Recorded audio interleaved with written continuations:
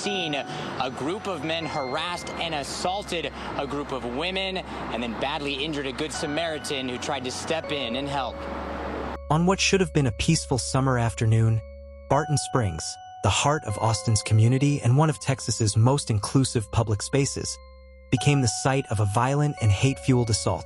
What started as a moment of joy quickly unraveled into a disturbing scene of anti-LGBTQ+ aggression, leaving one man with a fractured jaw, others traumatized, and the city once again grappling with the harsh reality of hate crimes in America. As videos and eyewitness accounts began circulating, the city's progressive image took a hit, and a deeper question began to surface. How safe are marginalized communities, even in places that claim to protect them? It began when the transgender woman went to Barton Springs with a friend on Saturday.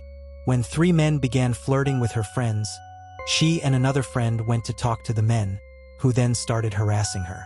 The transgender woman spoke with Cron, but asked that her name be withheld while the investigation continues. They said something along the lines of, "I don't support that lifestyle," while pointing at me, which upset all three of us. The transgender woman told Cron. The men became aggressive with the trans woman and her friends. A bystander, identified as Jared, stepped in. The three men then proceeded to get violent and aggressive, yelling at us and getting in our faces until one of them decided to start swinging and punched Jared in the jaw, knocking him unconscious. It was at this point a Good Samaritan stepped in to try and help out, but left the scene with a rock to the head and a broken jaw. That's actually really scary to think about.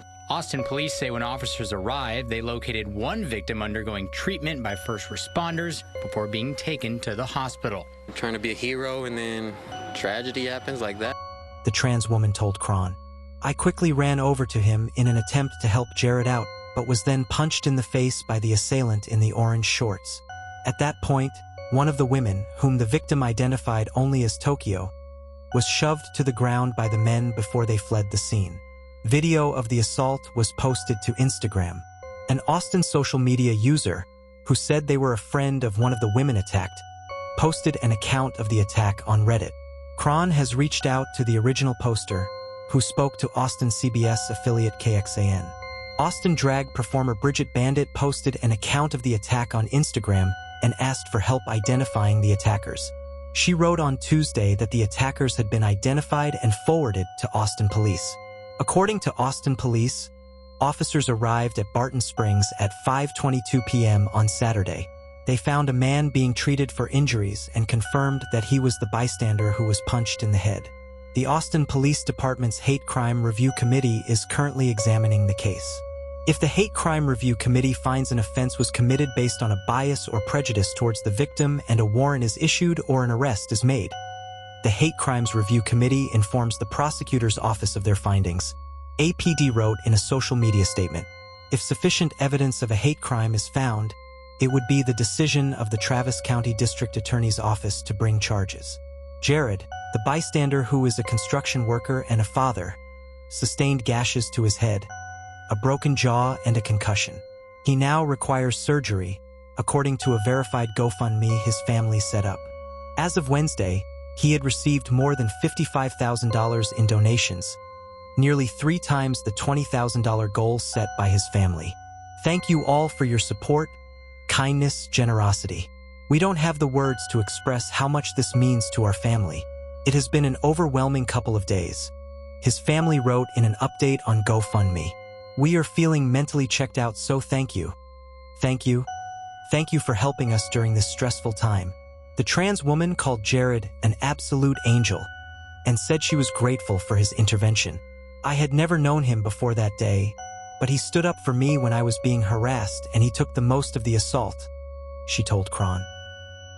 He deserves every penny to help pay for his surgery and his time off work to care of himself and his kid.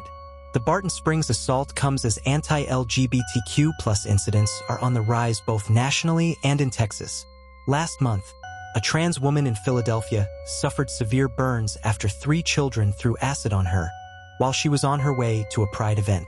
A January report from LGBTQ+ advocacy group GLAAD found that 61 anti-LGBTQ+ incidents happened in Texas last year, with 3 being assaults. One of them happened in Austin last summer, when Joshua Ibarra was attacked on 6th Street.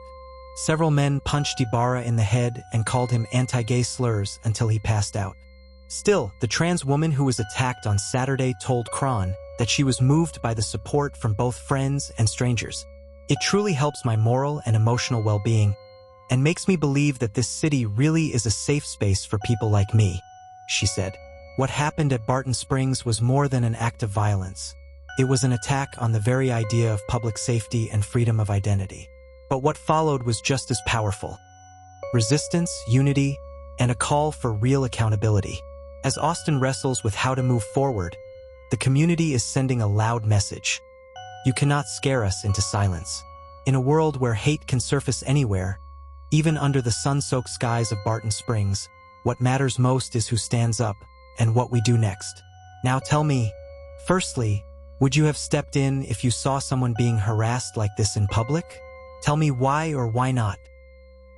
Secondly, do you think Jared is a hero for standing up, or was the risk too high?